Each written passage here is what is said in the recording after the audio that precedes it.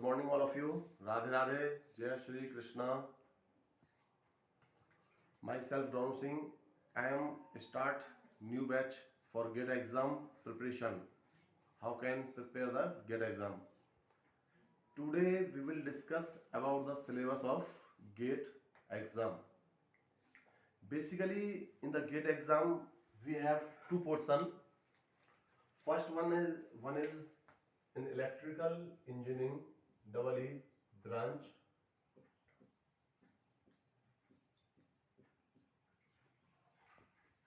Electrical engineering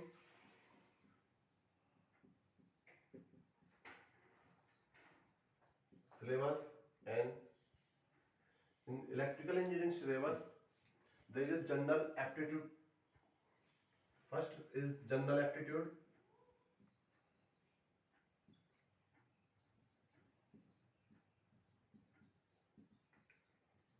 second engineering mathematics, and engineering mathematics के अंदर other portion also is there. Laplace transform, series transform, Fourier transform, jet transform, algebra, calculus, differential equation, all these things. And third one is main electrical engineering subject. How many is the electrical engineering subject?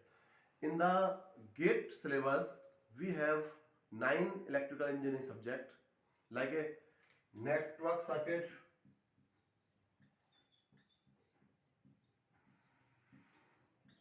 second EMI, electrical measurement and measuring instruments. Third one control system. Fourth one power system. This is your control system, power system, and electrical machine.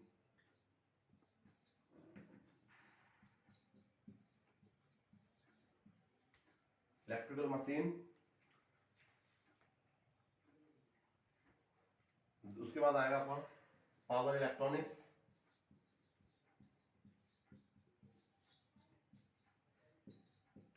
उसके बाद आएगा आपका analogue and digital electronics. कितने हो गए? 1 2 3 4 5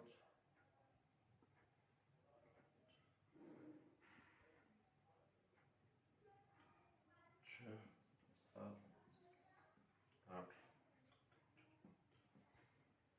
ठीक है. This is your network circuit, electrical measurement measuring instruments, control system, power system, electrical machine, and then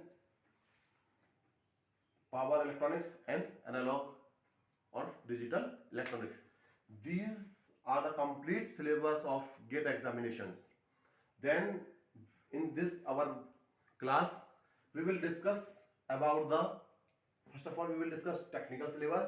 Afterwards we will discuss about the non-technical syllabus. The first subject is our technical syllabus is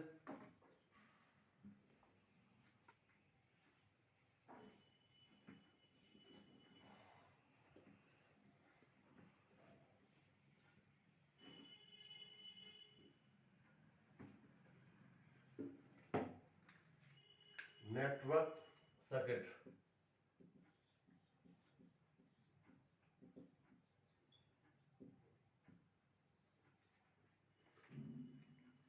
Basically the first subject is network circuit. Network circuit क्या होता है? Basically जो हमारा network जो circuit है उसके अंदर कुछ टॉपिक्स हैं, लाइक है two port network and DC network. Basically network होता क्या है? नेटवर्क होता है जैसे जैसे हमारे पास किसी भी सर्किट के अंदर कुछ ब्रांचेस होंगी, कुछ नोड होंगे, तो जहां ब्रांचेस और नोड को मिला के जो सर्किट बनेगा उसे हम कहेंगे नेटवर्क सर्किट. तो ये हमारे पास जैसे सपोज करो एक रजिस्टिव ब्रांच है, इस अनदर रजिस्टिव ब्रांच है, और ये अनदर रजिस्टिव ब्रांच है, R1 R2 and R3. Here this is your एक voltage source, DC voltage source ले लेते हैं हम यहाँ पर। This is another DC voltage source.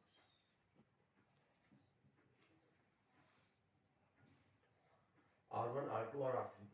इसके अंदर हमारे पास दो नोड है, एक नोड ये है और दूसरा नोड ये है। इसे हम बोलते हैं रेफरेंस नोड। रेफरेंस नोड होता है, रेफरेंस नोड वो नोड होता है जिसका कि पोटेंशियल ऑलवेज जीरो कंसीडर करते हैं।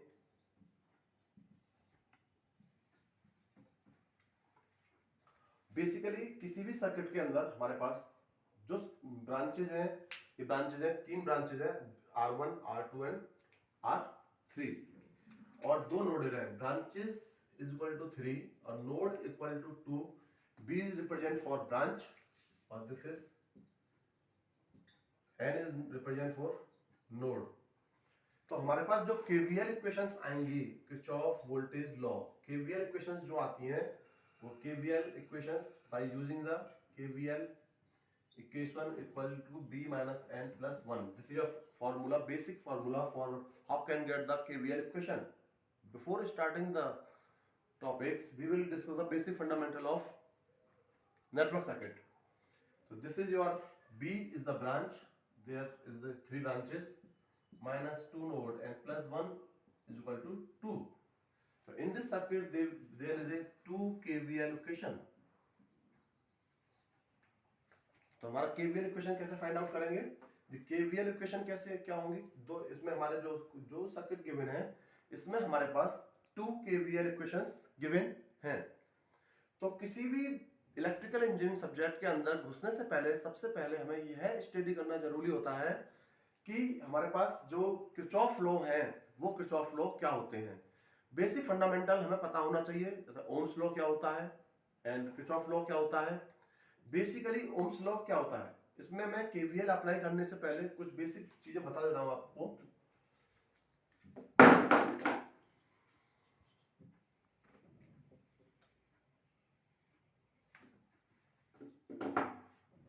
Ohm's law, Ohm's law in any conductor, ये सपोज करो कोई कंडक्टर है, इस कंडक्टर ए और बी एक कंडक्टर है, इसमें करंट फ्लो कर रहा है I. In any conductor the current flowing in the conductor is directly proportional to the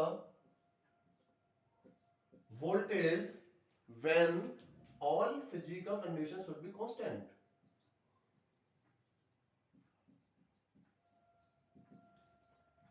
Physical condition should be constant. तो बेसिकली क्या होता है, जो हमारा किसी भी कंडक्टर के अंदर ओम्स लॉ कहता है कि when all physical conditions should be constant, so I is directly proportional to V. तो अगर हम प्रोपोर्शनलिटी साइन हटाएंगे तो यहाँ पर हमारा कांस्टेंट आएगा resistance I is equal to 1 upon R into V.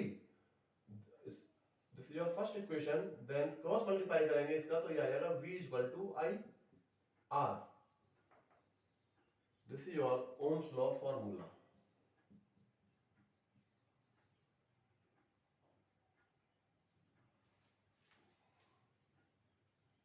This is your Ohm's law formula. ठीक है, किसी भी बेसिक आपको कॉन्सेप्ट पता होना चाहिए कि हम ओम्स लॉ कैसे कैलकुलेट करते हैं। इससे पहले इस ब्रांच में KVL अप्लाई करने से पहले we will go to the KCL, Kirchhoff current law. Kirchhoff current law क्या कहता है, किसी भी नोड पे KVL ऑलवेज अप्लाई हुआ किसी भी क्लोज्ड मेश के अंदर। जो KCL होता है, KCL क्या होगा, KCL हमारा अप्लाई होता है किसी पर्टिकुलर नोड पे। जैसे कि हमारे पास ये सर्किट है, ये एक नोड है, ये आप सिंपलीफाई करके देखेंगे। इस नोड पे अगर मान लो एज्यूम कर लो कि हमारे पास ब्रांचेस नहीं है और सिर्फ मतलब एक नोड है, इसमें ये करंट है I1 और इसमें ये करंट है I2 और ये I3। तो इस पर्टिकुलर नोड पे हम KCL अप्लाई करते हैं at node. At this node, all incoming current is equal to the all outgoing current. Yeah, algebraic sum of current at any node is equal to 0. It means I1 जो इस node पे आ रहा है उसे हम consider करेंगे positive sign से, और जो इस नोड पर जा रहा है करंट की डायरेक्शन I नेगेटिव, मींस जो नोड की तरफ आ रहा है, मतलब टुवर्ड्स द नोड जो है, जो नोड की तरफ आ रहा है करंट, उसे तो हम पॉजिटिव कंसीडर करेंगे, और जो नोड से दूर जा रहा है उसे हम कंसीडर करेंगे नेगेटिव डायरेक्शन। फिर अप्लाई करेंगे इस पर KCL, तो क्या होगा, एट पर्टिकुलर नोड, मान लो ये ए नोड है हमारे पास, at node A the incoming current I, ये हमारा नोड पे आ रहा है तो इसे हम लेंगे पॉजिटिव I1, और ये दोनों जा रही हैं, दैट इज माइनस का I2 और माइनस का I3 is equal to 0. So at node I1 is equal to I2 plus I3. This is your first equation.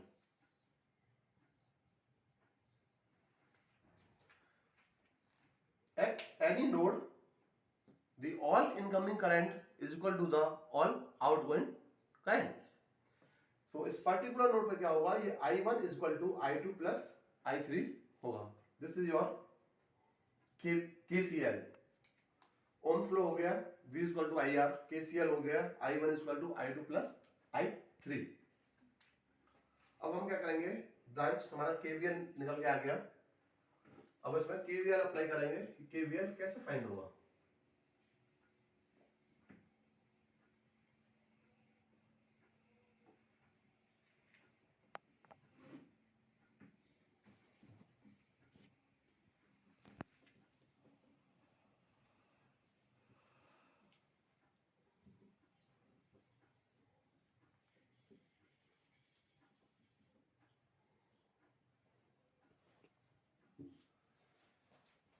इसमें क्या है, ये एज्यूम कर लेंगे हम,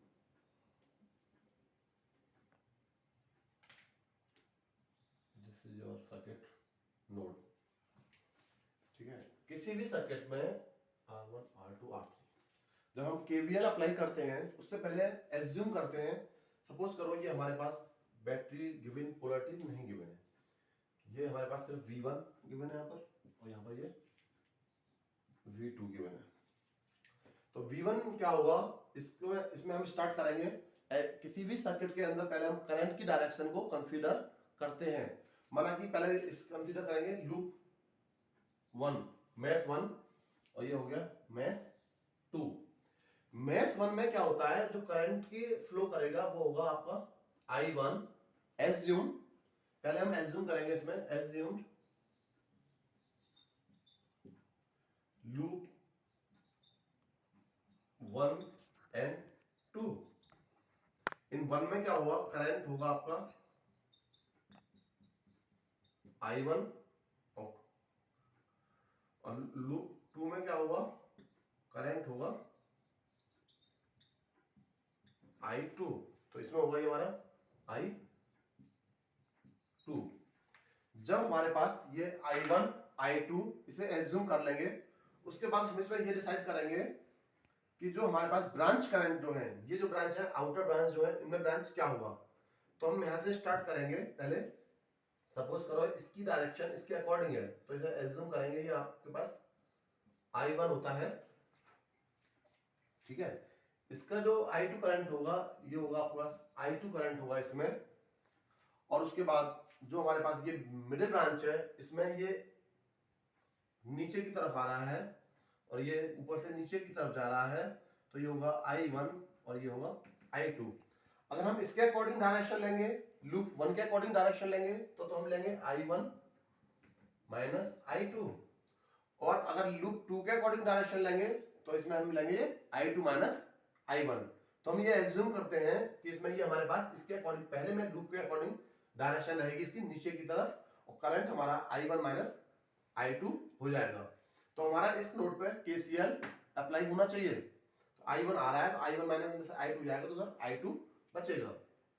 ठीक है, अब ये फिर पोलरिटी डिसाइड करेंगे। जैसे V1 है तो जो बैटरी होती है, बैटरी की पोलरिटी ऑलवेज, छोटी प्लेट हम नेगेटिव लेंगे और बड़ी प्लेट को हम ऑलवेज पॉजिटिव लेंगे।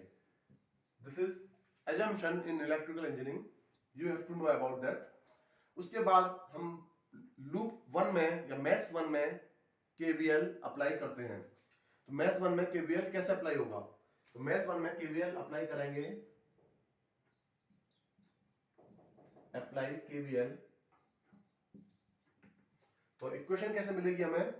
माइनस V1 यहां से स्टार्ट करेंगे, जो फर्स्ट मैश है, फर्स्ट मैश की फर्स्ट बैटरी के नेगेटिव साइन से। सपोज करो ये करंट यूं आ रहा है, यहां से जाएगा, जो यहां करंट जाएगा वो होगा हमारे पास, उसकी पोलरिटी पहले आएगी ऑलवेज, जो भी होगी, चाहे माइनस हो चाहे प्लस हो। तो इसकी जो पोलरिटी है वो हमारी नेगेटिव आएगी, माइनस का जो एक पोटेंशियल है वो आ जाएगा V1। बेसिकली केवीएल होता क्या है? केवीएल हमारा होता है the voltage drop and electric potential is equal to 0 in a closed mash.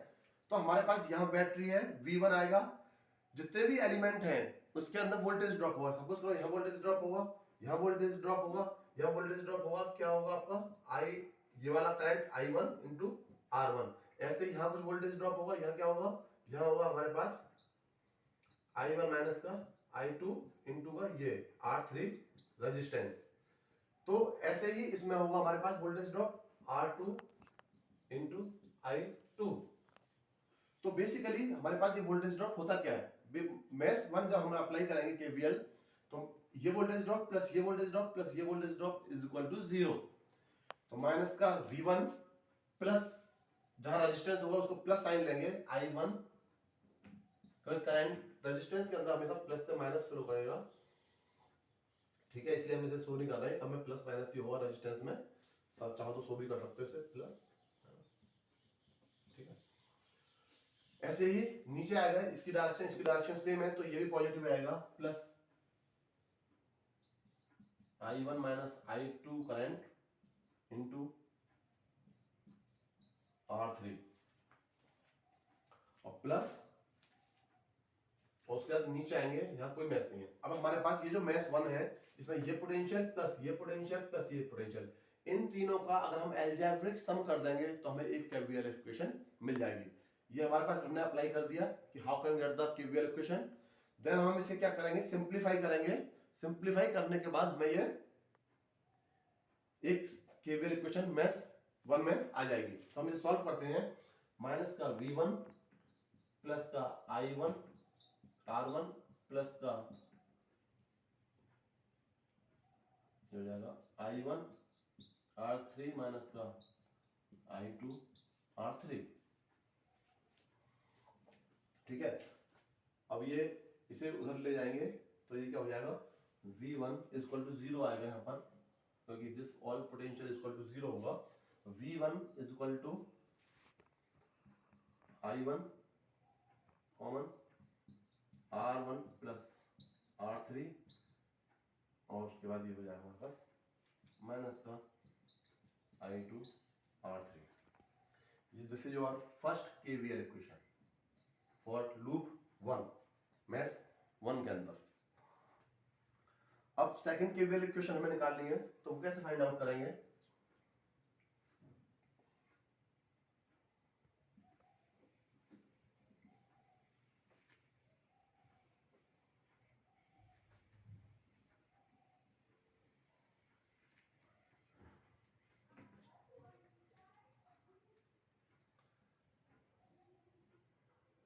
Mash 2, अब हमारे पास ये मैश 2 है,